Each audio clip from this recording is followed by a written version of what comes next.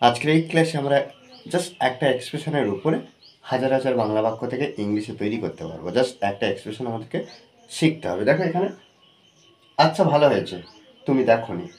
আচ্ছা ভালো হয়েছে, তারা এসেছে। দেখো জাস্ট প্রত্যেকটা কাজ কিন্তু আমরা অতীত অ্যাকশানে। আচ্ছা ভালো হয়েছে, সে এটা করেছে। আচ্ছা ভালো হয়েছে, তুমি তাকে বলোনি। এই যে বিষয়গুলো, দেখো সাধারণত দেখো এই যে আচ্ছা ভালো হয়েছে এর জন্য আমরা একটা ব্যবহার করবো ইংলিশ। এবার দেখো, আর তুমি দেখোনি, তারা এসেছে, আমি সেখানে যাইনি, সে তাকে বলেছে, সে পড়াশোনা করেছে, সে চলে গিয়েছে। দেখো এই যে বিষয়গুলো, এগুলো কি, এই কটা, এগুলো সব পাস্ট অ্যাকশন। এগুলো কি পাস্ট অ্যাকশন। যেমন কি সে তাকে বলেছে, সে তাকে বলেছে, তাহলে বলার কাজ হয়ে গেছে।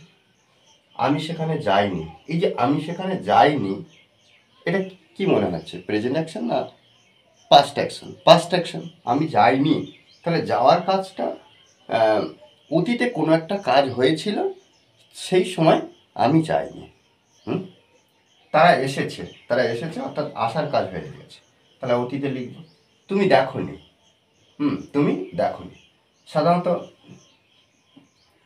এই যে তুমি দেখোনি যদি লেখা হতো যে তুমি দেখেছো, দেখেছো, তাহলে দেখার কাজ হয়ে গেছে। তাহলে কি, তুমি ইউ ইউ স ব্যবহার করব, ইউ স, অর্থাৎ সি থেকে স, ভি টু। দেখো এটা আমরা কিন্তু যদি অ্যাফার্মেটিভে হ্যাঁবাচক হতো তাহলে আমরা লিখতাম ইউ স, তুমি দেখেছিলে। তুমি দেখেছিলে বা দেখেছ, এই যে বিষয়টা পাস্ট টেন্স হয়ে গেল। কিন্তু তুমি দেখোনি, নেগেটিভ করবো কি করে? আমরা একটা জিনিস খেয়াল রাখবো, যখন কোনো বাক্য সেটা অ্যাফার্মেটিভ যদি নেগেটিভ করতে হয়, আমাদের দেখতে হবে যে হেল্পিং ভার্ব কি আছে। আর নেগেটিভ করতে হলে একটা নট যদি আমরা যখন ব্যবহার করব, তখন কোনো না কোনো হেল্পিং ভার্বের পরে ব্যবহার করতে হবে। যখন নট ব্যবহার করব, হেল্পিং ভার্বের পরে আমরা ব্যবহার করব। তাহলে এখানে দেখো ইউ স, তুমি দেখেছো, তাহলে তুমি দেখো নি পাস্টে, তখন আমরা এটা কি করে দিতে পারি যে ইউ স, এখানে ইউ নট, নট স ব্যবহার করব, এরকম কি আমরা করতে পারি না। নেগেটিভ করতে হলে এই যে নটটা ব্যবহার করেছি, কোনো না কোনো হেল্পিং ভার্ব আমাদের আনতে হবে। এবার কিভাবে আনবো দেখো, সেই বাক্যটার উপরে আমরা নির্ভর করব। যদি সেই বাক্যটা প্রেজেন্ট ফর্মে হয়, তখন আমরা কি করব, ডু ডাজ ব্যবহার করব।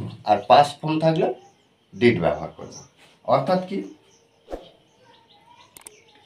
ডিড ব্যবহার করব। এক্ষেত্রে দেখো আমরা কি করেছি, সি থেকে স করেছি, সি থেকে স করেছি, তাহলে এটা ভি ওয়ান আর এটা ভি টু, তাহলে এখানে ব্যবহার করা আছে ভি টু। তার আমরা এখানে লিখতে পারি যে তুমি দেখোনি, ইউ ডিড নট। কেন নট, এখানে দেখো কেন ডিড আনলাম, কারণ দেখো এখানে স ভি টু আছে, ভি টু আছে, তার জন্য আমরা কি করলাম, ডিড আনলাম, ডিড নট বা ডিডন্ট। ঠিক আছে, এবারে এই যে ভার্বটা আর পাস্ট টেন্সে থাকবে না, এটা তখন কি করবো, প্রেজেন্ট ফর্মে, ইউ ডিড নট সি। ওকে, এই হলো বিষয়। এবার দেখো আচ্ছা ভালো হয়েছে, এর জন্য আমরা কি ব্যবহার করবো, well, well, it's, it's good that. Okay, দেখো কমপ্লিট। তাহলে well it's good that you did not see, প্রত্যেকবার আমরা এভাবে ব্যবহার করব। তাহলে আবার কি, well it's good that. Okay, well it's good that. আর এই ক্লাসের শেষে আমি কয়েকটি বাক্য দেবো অবশ্যই আমাকে কমেন্ট মেসেজে জানাবে। আর তারা এসেছে, তাহলে এখানে আমরা শুধুমাত্র এসেছে কেম ব্যবহার করব পাস্ট টেন্সে। আচ্ছা ভালো হয়েছে, ওয়েল ইটস গুড দ্যাট। তাহলে ওয়েল ইটস গুড দ্যাট আমি সেখানে যাইনি।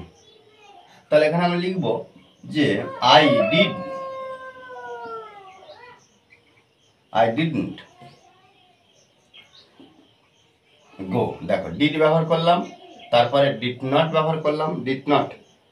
আর এখানে যেহেতু পাস্ট টেন্সে আমরা ডিড ব্যবহার করেছি, তাই এখানে গোটা V1 এ লিখলাম, এটা V1। কোথায় যায়নি? সেখানে, দেয়ার। ওকে, আচ্ছা ভালো হয়েছে, ওয়েল ইটস গুড দ্যাট সে তাকে বলেছে। তাহলে এখানে আমরা ব্যবহার করতে পারি কি হি, আচ্ছা ছোট হাতে হি বলেছে, টোল্ড